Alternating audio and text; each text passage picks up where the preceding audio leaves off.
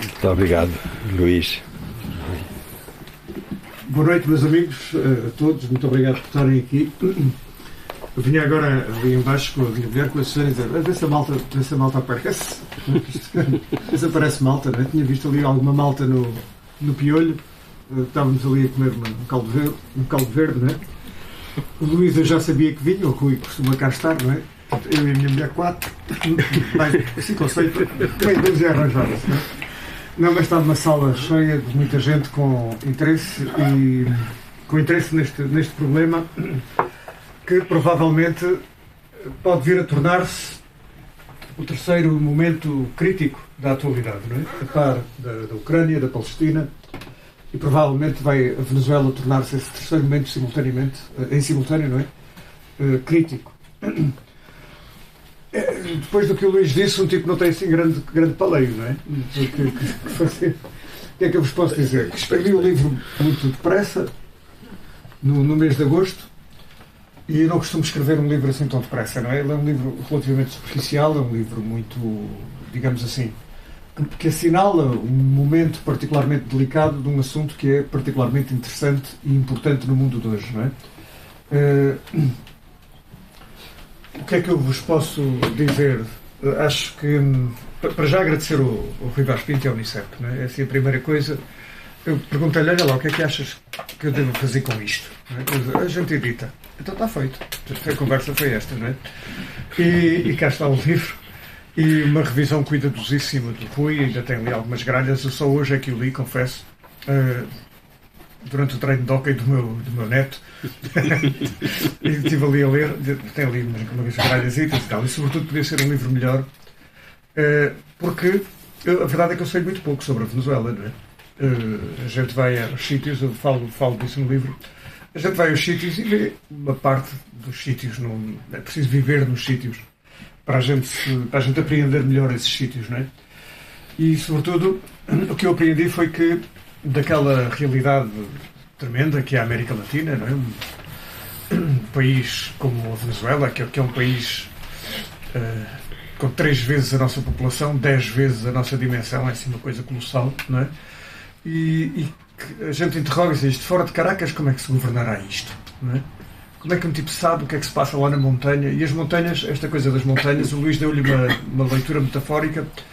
Para mim não foi assim muito, sabem? É que aquilo, da penúltima vez que eu lá estive, no hotel onde fiquei, assomando pela janela, via-se as montanhas que rodeiam Caracas, com os picos acima das nuvens, de facto, não é? Mais tarde, um único cubano disse: olha, o Fidel Castro também reparou nisso, quando cá veio da primeira vez, e disse: epá, se a gente tivesse montanhas destas em Havana, tínhamos feito a revolução muito mais depressa. Mas afinal só pensava em revoluções, a gente já sabe, não é? E portanto, o que é que eu vos posso dizer? Bom, que há um problema sério na Venezuela, e que esse problema é uma disputa pela apropriação das riquezas naturais do país. É isto, não é? Tem as maiores reservas de petróleo conhecidas, tem mais uma série de recursos naturais riquíssimos, e, portanto, a voracidade imperial, colonial, neocolonial não se pode deter perante os obstáculos de um governo, só porque esse governo não quer alinhar com eles, não é? Portanto, tem que cair esse governo. De maneira que há um outro problema. A Venezuela, como alguém chamava a atenção agora da última vez que lá estive, fez a última revolução do século XX e a primeira revolução do século XXI, que é a Revolução Chavista, não é? Foi a primeira. Ora bem, isto calhou mal, aquela revolução calhou especialmente mal, porque tinha acabado de sair um livro, 3 ou 4 anos antes, a dizer que a história tinha acabado. Não é? Acabou a história. O fim da história e o último homem, não é? Caramba, então um tipo escreve um livro deste e agora fazem-lhe uma revolução nas trombas, não é? E foi exatamente isso que aconteceu. Porque a revolução chavista tinha tudo para ser mal vista. Tudo. Depois tinha esta espantosa propriedade de ser um país rico, digamos. Imaginemos agora uma Cuba rica. Já viram? Uma Cuba rica. Não se pode, não é? A outra está perto. Esta é rica. Portanto, não se pode com Cubas. E, portanto, uma Cuba rica tem tudo para ser uma revolução absolutamente prodigiosa e para tornar quem a faz, o país que a faz, numa superpotência, de preferência da amizade e da solidariedade e da paz entre os povos, não é? Tem tudo para isso. Portanto, esta revolução não pode triunfar. é uma revolução proibida. Podia ser o título de outro livro, não é? Venezuela, uma revolução proibida. Estes fatores, os recursos naturais e esta natureza revolucionária e da sua oportunidade na política venezuelana suscitam aos Estados Unidos uma reação na linha da chamada doutrina Monroe. Isto é, a inadmissibilidade, por um lado, de qualquer intromissão não americana no continente americano, do pressuposto de que os Estados Unidos da América têm mão livre em toda a América, e, por outro lado, há uma sinédoque, a sinédoque América, para designar uma das nações do continente americano, os Estados Unidos da América, que querem transformar o continente americano numa América dos Estados Unidos. É só esta a história que tem causa na Venezuela. Não é? Não tem nada a ver nem com direitos humanos, nem com direitos dos animais, nem das plantas, nada. O regime venezuelano, como qualquer regime, tem de resolver um problema fundamental, um problema político central de qualquer comunidade, que é o problema da ordem. Qual é a ordem que nos vai reger? Não é? E estamos...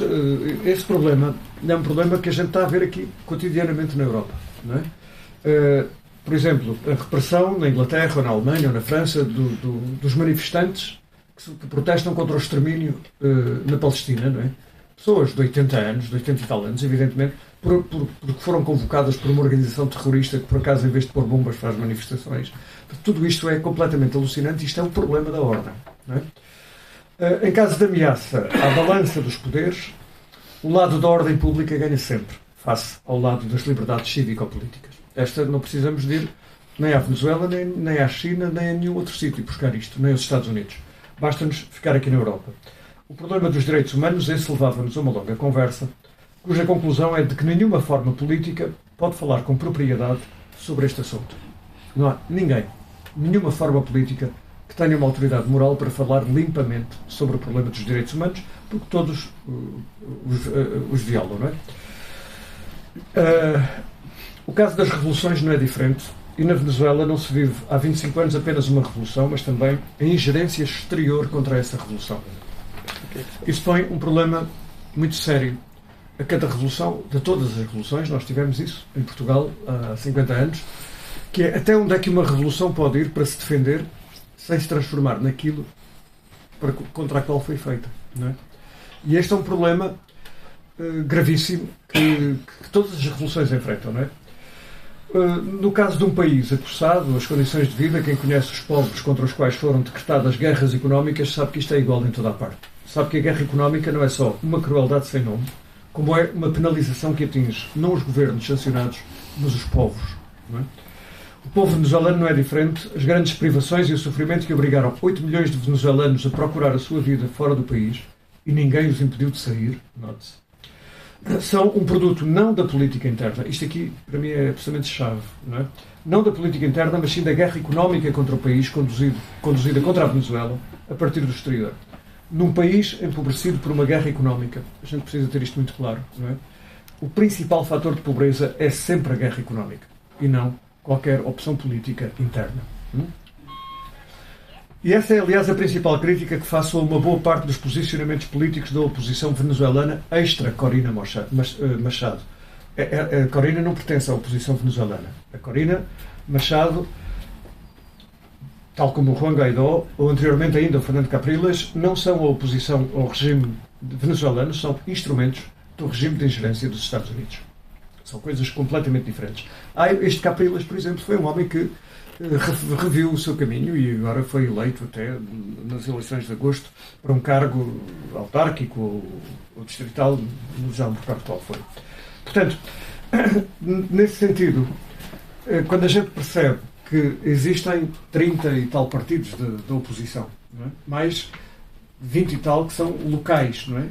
Alianças locais, etc, e que toda esta gente se candidata às eleições, percebemos que a ditadura começa assim a fraquejar um pouco, não é? Como há pouco dizia o Luís. Por outro lado, já isto estava escrito.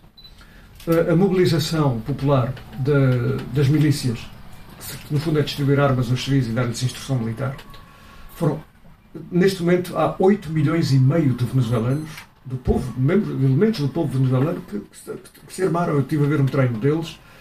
O nosso coronel, aquilo é uma miséria. Mas uns são coxos, outros são isto, outros são aquilo, outros são velhos, outros são novos, demais. Não interessa, está tudo fardado e está tudo disponível para, no limite, dar o sangue e a vida, se for necessário, contra uma agressão que, de facto, se desenha. Ainda ontem houve uns B-52 a voar perto dos limites da zona aérea da Venezuela. E, portanto, nenhuma ditadura põe 8 milhões e meio de cidadãos em armas. E não são escolhidos, eles vão lá e mobilizam-se, voluntariam-se, não é? Portanto, pode a Corina Machado, se lá for, se calhar dão-lhe uma pistola, não é? Uma bisnaga, uma coisa assim. Portanto, de maneira que, porque também não será ela, seguramente, a fazer a revolução. Neste momento, o Padrinho López, que é Ministro da Defesa e é o Chefe de Estado-Maior-Geral das Forças Armadas, admite a possibilidade de já existirem há algum tempo forças especiais norte-americanas que operam sob disfarce, infiltradas na Venezuela, não é? Para ações de atentados, sabotagens, etc, etc, etc. Ora, a questão das eleições foi outro dos argumentos, os direitos humanos e as eleições, a falsificação das eleições, e andei por lá um ano, não é? Fui lá aquelas vezes todas, como o Luís dizia, e só à quarta vez é que me convenci a escrever alguma coisa que não fosse meramente episódica sobre aquilo. E foi porque testemunhei o ato eleitoral. E vi como é que as pessoas votavam. O sistema eleitoral venezuelano é virtualmente inviolável. Isto é, as pessoas... O voto é eletrónico, a pessoa vota no computador, aquilo emite um boletim físico, em papel, que a pessoa dobra, entrega na urna, depois identifica-se com o seu cartão de identidade, não é? Assina o caderno eleitoral onde votou e põe a impressão digital. Não é possível falsificar isto. Não é?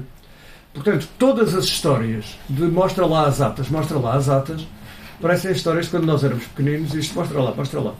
Não é? Ora bem, as meninas não faziam isso, mas nós capazes. Portanto, digamos, é uma pequena obscenidade, não é? Que tem depois uma tremenda repercussão. Porque aquele sistema eleitoral, ao contrário do nosso, é virtualmente inviolável. Ora bem, agora, acontece uma outra coisa curiosa. É que não é pura e simplesmente falsificável e, portanto, outra coisa é propaganda política sobre fraudes eleitorais, conduzidas por um conjunto de regimes ocidentais, onde se redesenham, regimes estes, onde se redesenham circunscrições eleitorais à vontade do partido no governo, como nos Estados Unidos, que estão neste momento a redesenhar as circunscrições, onde se manda repetir referendos, como na União Europeia, quando os resultados não são convenientes, ou temos ainda o caso da Grécia, de 2014, quando o partido Syriza ganhou as eleições com um programa anti-austeritário e a Comissão Europeia comunicou que estrangularia financeiramente a Grécia se o governo eleito executasse a política em nome da qual o povo grego o tinha elegido. São estas pessoas que vêm falar de fraudes eleitorais. Não é? Depois aparece, finalmente, a questão do narcoterrorismo. O narcoterrorismo para que isto é uma repetição. Está aqui uma pessoa que fez uma tese recentemente de mestrado sobre Cuba. Portanto, já viste isto sobre Cuba, já viste o relambório todo, é exatamente igual. A questão do narcotráfico e do narcoterrorismo são argumentos absolutamente falaciosos. Os relatórios dos Departamentos Antidrogas das Nações Unidas excluem explicitamente a Venezuela das rotas do narcotráfico. Mas os da União Europeia também, e mais, os da DEA norte-americana também. Não é? O 80% da droga que entra nos Estados Unidos, ela entra por duas vias principais, a via terrestre e ou aérea, dirigida ao sul do país, ao sul dos Estados Unidos, e a via marítima que cruza o Oceano Pacífico para entrar através da Califórnia. Vai pelo lado de lá. Vai à volta. Estão a ver? Uma grande volta, como diria o gato fedorento. Ora, a frota americana está no Oceano Atlântico e no Mar das Caraíbas, porque a Venezuela não tem costa com o Pacífico. Faz costa com o Atlântico e com o Mar das Caraíbas. Portanto, estão no outro lado. Não é? De maneira que isto só por si já daria a ideia da imensa falácia que é a história do narcoterrorismo. Não é? A força que lá se encontra inclui, alegadamente, para combater o narcotráfico na Venezuela, um submarino nuclear, que é mais ou menos a mesma coisa que a PSP ir ali ao bairro do Cerco e levar uma bomba nuclear tática para combater o narcotráfico. Não é? O que é mais um perfeito absurdo, de resto, confirmando os relatórios das últimas décadas, de facto, das Nações Unidas, da União Europeia e da própria DEA. O cartel de Los Saldas é pura e simplesmente inventado, não existe. Existem cartéis, mas por acaso aquele não é? O Trem de Aragua era uma organização local criminosa que está praticamente desmantelada pelo governo venezuelano, que entretanto tinha apreendido até agosto 53 toneladas de cocaína que estavam a tentar passar pelo território, não é? 53 toneladas. Portanto, mas 53 toneladas é um número muito impressionante para nós, mas ali é uma ninharia. Aquilo ali na América Latina é uma ninharia. 53 toneladas de droga, não é? A gente imagina qual é que passa pelo outro lado. E há uma declaração chinesa muitíssimo interessante. Dizer, bom, se a Venezuela fosse um narco-estado, os Estados Unidos eram amigos dela. E assim são inimigos porque ela não é um narco-estado, como é evidente, não é? Ora bem, por outro lado, esta tese de que Maduro é que dirige o narcotráfico lá naquela região é uma tese completamente absurda, porque, à sua própria luz, porque as mesmas pessoas que dizem isto dizem que o Maduro é um ditador feroz que detém o férreo controlo sobre aquele país e todas as suas riquezas. Ora, se um tipo tem todas as riquezas de um dos países mais ricos do mundo, porquê é que se há de meter na droga, cara? Então, isto não faz sentido. Não faz sentido nenhum. Parece a história dos russos não terem piugas e virem invadir-nos, não é? Aqui a Fátima. Portanto, Portugal tem, de facto, 500 mil cidadãos venezuelanos, como bem, cidadãos portugueses nacionais ou luso-descendentes a viver na Venezuela. Ninguém diria, olhando para os ministros dos negócios estrangeiros portugueses, ninguém diria. Não é? O Augusto Santos Silva e agora o Paulo Rangel, não é? Só duas coisas é que têm valido aquelas pessoas. Por um lado, a irrelevância da diplomacia portuguesa. Ninguém liga ao que estes tipos dizem, como é evidente, não é? E por outro lado, o bom senso das autoridades venezuelanas. Não tínhamos meio milhão de pessoas aqui como tivemos em 1975. É simples. Vocês, casa. Não é? E caímos aqui meio milhão de pessoas. Eu queria ver o que é que Paulo Rangel fazia com aquilo. Ia beber um copo a Bruxelas, se calhar. Portanto, amigos, isto são apenas alguns apontamentos da situação. O livro é também um apontamento. O livro não é um trabalho de reportagem, não é um trabalho jornalístico, não pretende ser. Eu tinha que ter entrevistado muita gente, tinha que ter falado com mais gente. Eu vi a Venezuela oficial, atenção, e em Caracas, e portanto não tem a pretensão de ser. Tem essa raiz, porque um tipo nunca se livra dela, não é? Mas, do jornalismo, mas não é uma peça jornalística, não é? É uma crónica. É uma crónica no sentido em que espelha um ponto de vista. Também não é um ensaio, porque não é suficientemente sistemático e aprofundado para isso. E, portanto, não é propriamente uma reportagem, uma grande reportagem que exigiria outras coisas, mas tem elementos de reportagem, tem elementos ensaísticos e tem, sobretudo, a preocupação de basear-se em fontes ocidentais. Eu digo sempre ocidentais entre aspas, não preciso de pôr as aspas, não é? Pergunto-me sempre ao Ocidente de quê, não é? Por exemplo, nós estamos completamente a oriente da Venezuela, somos uma nação oriental, vista da Venezuela, não é?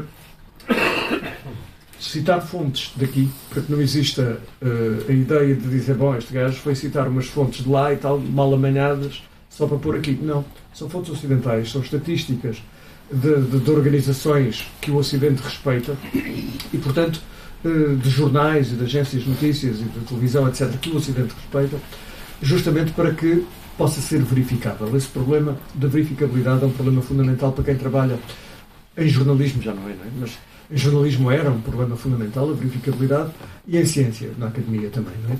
A gente deve dar às pessoas recursos para elas conseguirem perceber, verificar, pensar por elas mesmas. Portanto, vamos lá ver, o livro não é um livro de propaganda, isso não é. E tem vários problemas, não é? Tem um problema fundamental, não é? Pode ser facilmente deturpado para ser entendido como um objeto de propaganda do regime da Venezuela e ele é o inverso. O problema que ele tem é ser um objeto que combate a propaganda contra a Venezuela. E falo não com generalidades e com banalidades de base, mas com informação e com dados que permitem às pessoas formar a sua própria ideia. Aliás, foi sempre esse o meu propósito ao longo de 2 décadas como jornalista e outras 2 como professor. E tenho aqui o gosto de ter aqui muita estudantada minha e nossa. O nosso Diogo, que me fez esta magnífica surpresa de vir ao lançamento de um livro meu. Obrigado, Diogo. Mas tenho aqui outra estudantada, o tal Vicente, está aqui malta.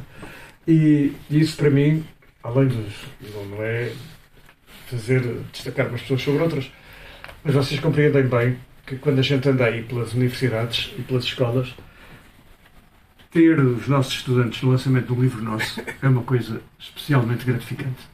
e são estudantes de licenciatura, são ex-estudantes, são estudantes de doutoramento, são estudantes de mestrado, e portanto é um gosto ter aqui, além destes amigos todos, esta malta muito especial, que é a malta nova, a malta a quem este sistema político, o mesmo que está a tentar roubar o povo venezuelano por via das armas, de umas armas, está a tentar roubar-lhes o futuro aqui por via de outras armas. E portanto é especialmente grato a esta presença, estes amigos, as palavras de Luís. O Luís é um exagerado, a gente diz sempre estas coisas, não é? Mas fez uma leitura do livro que nem a mim me passava pela cabeça, de maneira que, quando é assim, significa que o livro está a cumprir o seu caminho, que é servir para a gente debater alguma coisa, para a gente conversar alguma coisa, e sobretudo para as pessoas que estão aqui. Vejo aqui pessoas que estiveram também na Venezuela e algumas vezes comigo, e portanto é um gosto muito grande ter-vos aqui.